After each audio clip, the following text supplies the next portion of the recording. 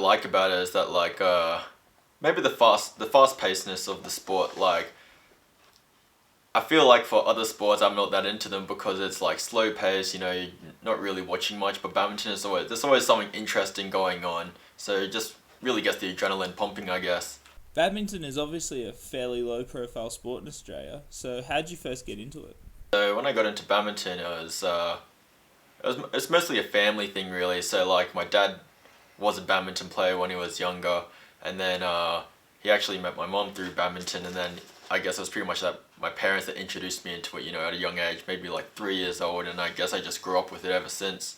I guess there were other areas where I did consider possibly picking up other sports, but when you're good at something, like obviously you enjoy it more than when other people are just kicking your ass in other sports. Well, you said you started at 3. At what sort of age do you sort of realise I'm actually quite good at this?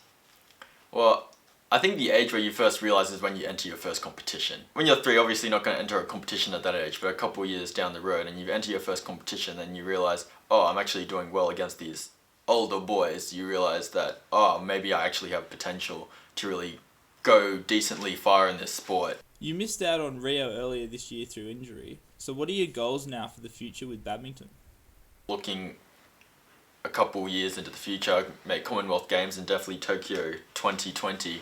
And then maybe for the end of this, I'm playing competitions in Europe, so I'm hoping to do like pretty well in those and really like expand my level.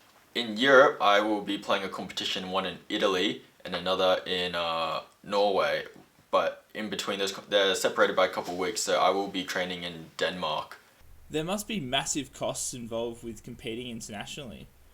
What sort of support do you receive from Badminton Australia?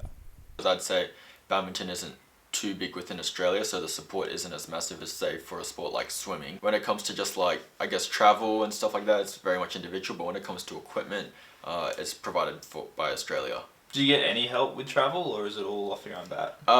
On the occasion, Badminton Australia does assist, but the funding is a bit limited here and there, so they can't consistently do it. But they've tried to be as supportive as they can. You competed in the Australian Open earlier this year. What do you learn from playing against opponents of that level? Level is quite far. I mean, gaining that experience, knowing what level you want to achieve in the future and how to really go against it, like, it goes a long way. How do you balance trying to reach that next level in badminton with studying at the ANU? It's tough. I mean, because I currently do a Bachelor of Engineering, which is quite full on. So I guess pretty much during the day, it's all uni, trying to keep up with the work. And at night time, I guess it's just conditioning myself to be like in top condition for me to play badminton as best I can.